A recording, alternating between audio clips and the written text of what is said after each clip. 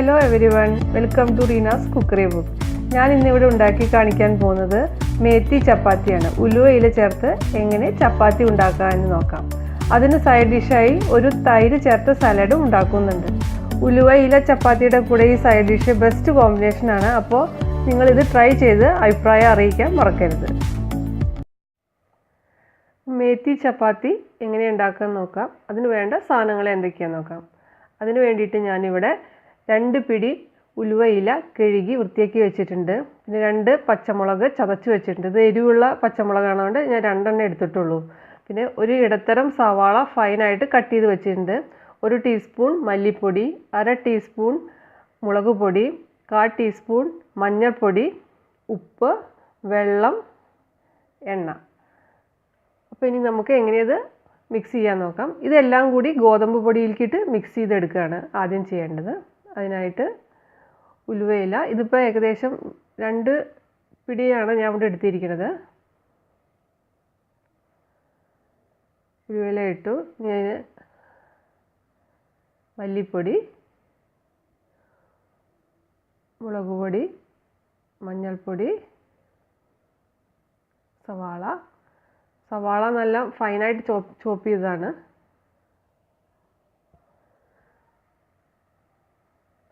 ചതച്ച് വെച്ച പച്ചമുളക്, ആവശ്യത്തിന് ഉപ്പ്.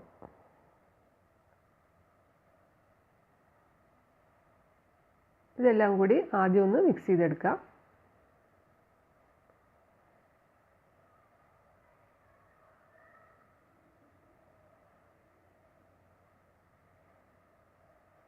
ഈ ആവശ്യത്തിന് വെള്ളം ഒഴിച്ച് കുഴച്ചെടുക്കാം. വെള്ളം ആദ്യം തന്നെ ഒരുപാട് ഒഴിക്കരുത്. ആവശ്യത്തിനനുസരിച്ച് ഒഴിച്ച് കുഴച്ചെടുത്താൽ മതി. അല്ലെങ്കിൽ വെള്ളം അധികമായി പോകും.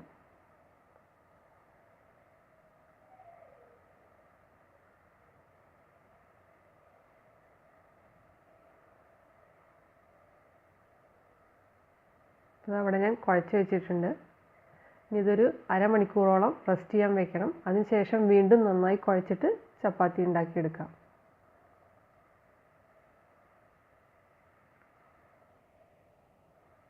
അപ്പോൾ ഇവിടെ അരമണിക്കൂറായി കുഴച്ച്. അതിന് ശേഷം ഞാൻ വീണ്ടും നന്നായി കുഴച്ച് വെച്ച മാവാണിത്.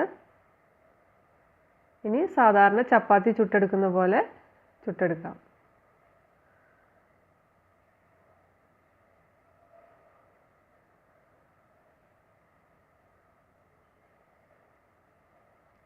നമ്മൾ സാധാരണ ചപ്പാത്തി ഉണ്ടാക്കുന്ന പോലെ അത്രയും കട്ടി കുറഞ്ഞിട്ടായിരിക്കില്ല ഉലുവ ഇല ചപ്പാത്തി. അത്ര കട്ടി കുറയ്ക്കേണ്ട ആവശ്യമില്ല. എല്ലാ സൈഡും ഒന്ന് ഈവണായിട്ട് പരത്തിയെടുത്താൽ മതി.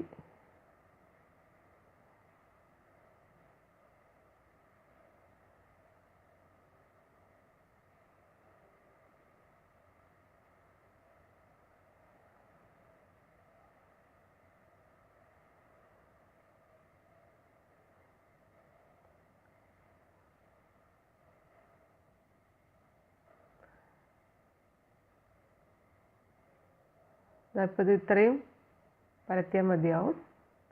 ഇനി പാൻ ചൂടാക്കി ചുട്ടെടുക്കാം. പാൻ ചൂടായിട്ടുണ്ട്. ഇനി ഓരോന്നായി ചുട്ടെടുക്കാം.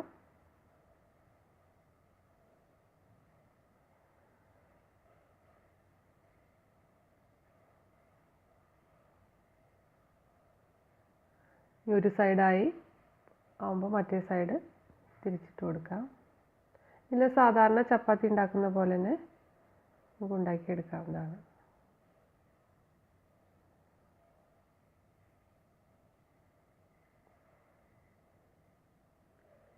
ഇതിൻ്റെ മുകളിൽ കുറച്ച് നല്ലെണ്ണയാണ് ഞാൻ ഒഴിക്കുന്നത്.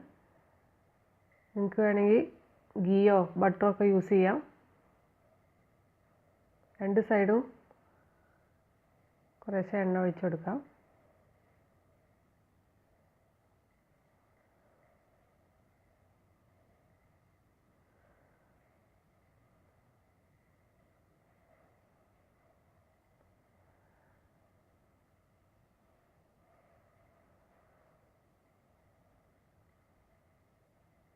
ഇപ്പോൾ ഏകദേശം ആവാറായിട്ടുണ്ട്.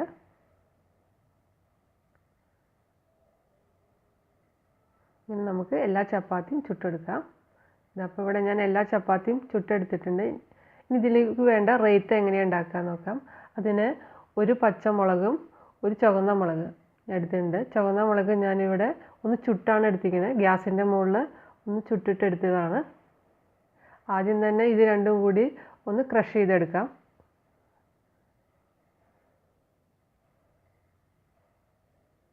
മുളകും ഉപ്പും കൂടിയിട്ട് ഒന്ന് ക്രഷ് ചെയ്തെടുക്കാം.